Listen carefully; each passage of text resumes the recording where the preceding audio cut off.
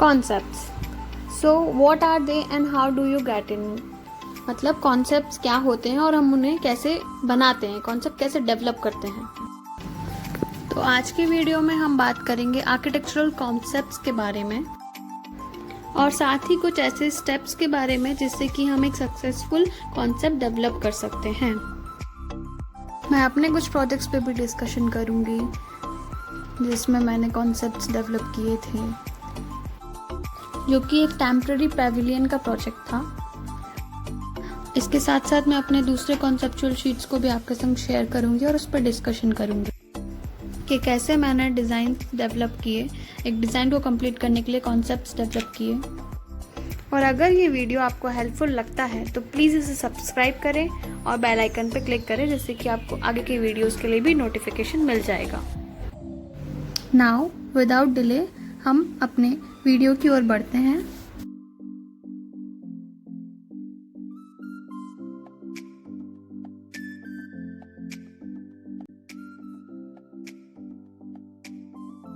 तो सबसे पहले हम बात करेंगे कॉन्सेप्ट्स के बारे में और कॉन्सेप्ट्स क्या होते हैं। तो हर आर्किटेक्चरल प्रोजेक्ट सबसे पहले कॉन्सेप्ट से स्टार्ट होता है, जो हमारे डिज़ाइन प्रोसेस और डिसीजन मेकिंग का फाउंडेशन कहलाता है। तो design concept is very important. जब हम कॉन्सेप्ट की बात करते हैं तो उसका मतलब है कि एब्स्ट्रैक्ट आइडिया या कोई प्लान या कोई इंटेंशन, ऐसा एक आइडिया जिससे हम किसी चीज़ को नए तरीके से प्रेजेंट करें और पब्लिश करें। Therefore, a concept can be anything। मतलब कॉन्सेप्ट कुछ भी हो सकता है। एक बर्ड भी कॉन्सेप्ट हो सकती है, या कोई पेंटिंग जिससे हम इंस्पायर हों, या फिर कोई sculpture. It can be anything.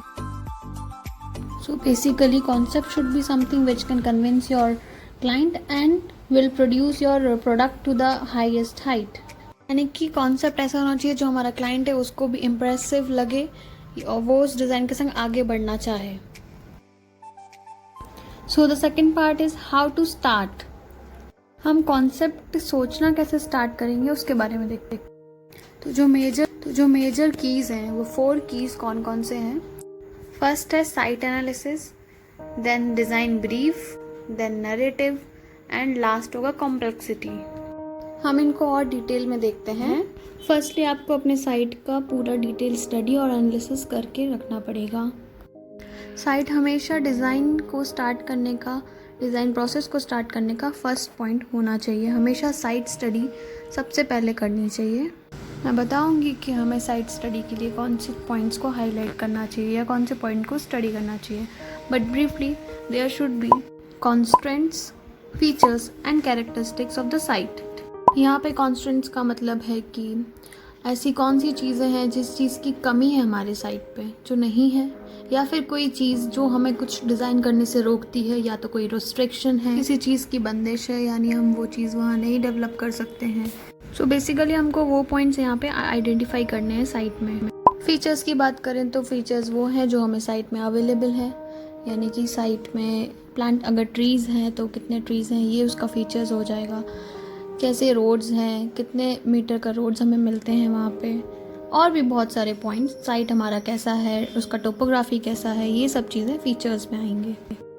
Characteristics का मतलब है कि हमारे साइट के हाईलाइट पॉइंट्स क्या क्या हैं, यानी कि उसकी विशेषताएं क्या हैं।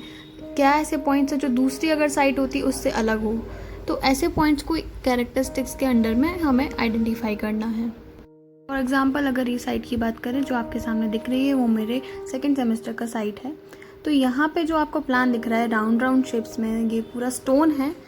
एक्चुअली ये पूरा रॉक साइट है।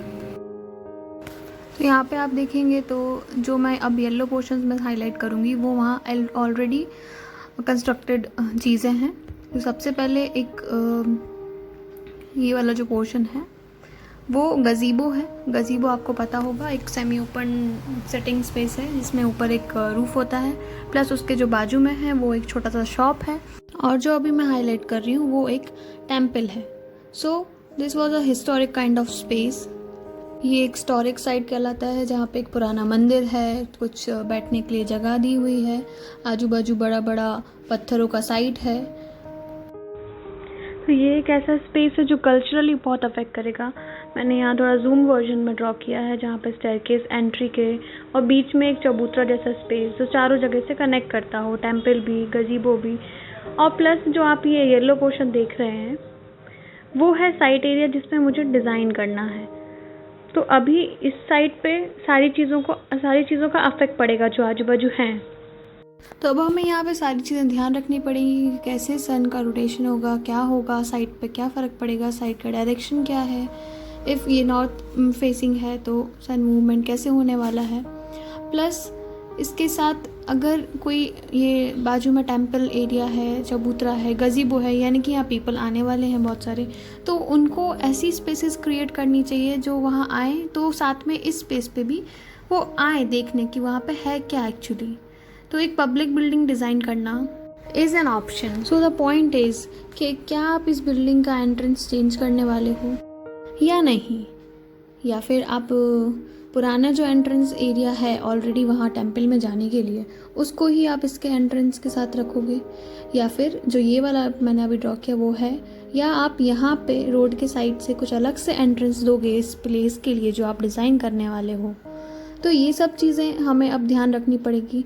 और क्या आप ये ओपन स्पेस जो दिया हुआ है टेम्पल और हमारे साइट के बीच में उसको कैसे कनेक्ट करने वाले हो, उसको कनेक्ट करने भी वाले हो या नहीं, करना चाहिए या नहीं करना चाहिए, या फिर जो पीछे से स्टेयरकेस जा रहे हैं उसके थ्रू कनेक्ट करोगे, तो कैसे सब चीज़ें वर्कआउट होंगी, ये सब हमें साइट पे जाके पता करना होता है कि कहाँ क्या चीज़ें अवेलेबल हैं और उसको हम कैसे यूज़ करेंगे। ऑनेस्टली आपको एक जगह शांति से बैठना पड़ेगा, जो भी आपने साइट पे देखा, जो भी आपने नोट डाउन किया उसको राइट डाउन करना पड़ेगा प्रॉपरली कि क्या क्या देखा आपने, क्या क्या एनालाइज किया, क्या क्या नोटिस किया साइट पे, क्या चीज़ें अवेलेबल हैं क्या नहीं है, और वो हमें साइट प्लानिंग में कैसे अब हेल्प करेगी। ये सब था साइट एनालिसिस के बारे में। अब जो नेक्स्ट पॉइंट है वो है design brief. First and second point के लिए हमें साथ साथ काम करना पड़ता है। Whenever you have to design something, आपको हमेशा एक डिज़ाइन ब्रीफ दिया जाएगा जिसमें क्लाइंट और प्रोजेक्ट रिक्वायरमेंट्स के बारे में दिया होगा। ब्रीफ हेल्प करता है हमें एक स्कीम डेवलप करने में, और programmes, areas, circulation, dimensions and also the relationship between the spaces में कैसे क्या रिलेशन होगा अलग अलग स्पेसेस में। इसलिए इतने सब इंफॉर्मेशन के लिए ब्रीफ एक इम्पॉर्टेंट फैक्टर है कॉन्सेप्ट डेवलप करने के प्रोसेस में। और मैं अलग से एक वीडियो बना सकती हूँ अगर आप लोग जानना चाहते हैं कि ब्रीफ कैसे एनालाइज करते हैं। और it is basically nothing but the analysis of particular spaces, areas and dimensions. तो जो भी अब तक हमने किया उससे, जो रिसर्च किया उसे एक अकोमोडेशन लिस्ट और एक बबल डायग्राम के फॉर्म में ट्रांसफ़र करेंगे। ये करके हमें समझ आएगा कि हम कैसे हमारा बिल्डिंग पूरा वर्क करने वाला है, ऑल्सो कौन सी स्पेसेस कहाँ कनेक्ट होंगी, और एट द लास्ट ये हमें एक प्लान देगा। एक लास्ट में हम इससे एक प्लान डिराइव कर पाएंगे फाइनली। और इस स्टेज तक पहुँचते पहुँचते आपके पास काफ़ी सारे डिफरेंट स्केचेस और आइडिया और कॉन्सेप्ट डेवलप हो जाने चाहिए। रफली जो भी आपके माइंड में आया हो, कैसा एंट्रेंस होगा, कैसी स्पेसेस होंगी, सारी चीज़ें आ जानी चाहिए। ग्रेट आर्किटेक्ट्स, जो जितने भी ग्रेट आर्किटेक्ट्स हैं वो हमेशा ट्राई करते हैं कि वो डिज़ाइन करने से पहले कुछ मॉडल्स बनाएं और फिर हमारे डिज़ाइन का प्रोसेस शुरू करें। डिज़ाइन मॉडल से ही शुरू करते हैं। ऑल्सो हम मॉडल नहीं तो स्केचेस से हमें शुरुआत करनी चाहिए। हम रफ स्केचेस बनाते रहें हमेशा कि हमारा बिल्डिंग कैसा दिखने वाला है, साइट के हिसाब से क्या क्या हम कर सकते हैं। Always try to sketch a lot, because कोई भी प्लान्स के थ्रू बिल्डिंग को एक्सपीरियंस नहीं कर सकता, तो हम मॉडल्स और 3D भी ट्राई कर सकते हैं। इस तरह से हम इंटीरियर स्पेसेस के भी स्केचेस ड्रॉ कर सकते हैं और क्लाइंट को समझा सकते हैं कि कैसी स्पेसेस बनने वाली हैं। तो नेक्स्ट की पॉइंट है नैरेटिव। यहाँ पे नैरेटिव की जो बात कर रहे हैं वो है प्रोजेक्ट के पीछे की स्टोरी क्या है। आपके जो प्रोजेक्ट है वो उसके पीछे स्टोरी क्या है, व्हाट इज़ द कॉन्सेप्ट, आप क्या क्यों बनाना चाहते हैं, वो उसका एक रीज़न। तो यहाँ जो मैंने एग्जाम्पल दिया है उसमें मेरे प्रोजेक्ट के पीछे एक थीम थी सेक्युलरिज्म। यहाँ मैं आपको सेक्युलरिज्म के बारे में बताती हूँ। इसका मतलब होता है जहाँ कोई भेदभाव ना हो, कोई डिफ्रेंशिएशन ना करते हो हम दो लोगों के बीच में। वैसा कुछ मुझे अपने बिल्डिंग में दिखाना था, बिल्डिंग के थ्रू या बिल्डिंग के अंदर। तो मैंने कुछ ऐसे शेप्स को अपनाया जो उस चीज़ को डिफाइन कर सकें। तो यहाँ मैं दिखा रही हूँ कि मैंने एक लाइफ का कॉन्सेप्ट लिया हुआ है बीइंग सेक्युलरिज्म दिखाने के लिए। मैंने यहाँ पे अलग अलग शेप्स की कुछ लाइंस को ड्रॉ किया है और कलर भी दिया है ब्लैक एंड वाइट, जो डिफरेंशिएशन शो कर रहा है। But at the same time इसी टाइम मैं ये भी बताना चाहती हूँ कि सब चीज़ें अलग होने के बाद भी कैसे एक हैं, कैसे यूनिटी अभी भी प्रेजेंट है। तो यहाँ पे आपको एक जो पॉइंट दिख रहा होगा जहाँ से ये लीव्स जनरेट हो रही हैं, वहाँ लिखा हुआ है मैंने बर्थ ऑन सेम बेस, यानी कि इनका जन्म तो एक ही पॉइंट से हुआ है। जो अर्थ है वो तो एक ही थी, ज़मीन एक ही है, बस उनका जन्म होने के बाद जो डिफ्रेंशिएशन है वो उन्होंने खुद ही क्रिएट किए। कोई लंबा है, कोई नहीं लंबा है, कोई काला है, कोई गोरा है, तो ये डिफ्रेंशिएशन उन्होंने खुद क्रिएट किए, भगवान ने बना के नहीं भेजा था। तो सेक्युलरिज्म मैं इस तरीके से डिपिक्ट कर रही हूँ।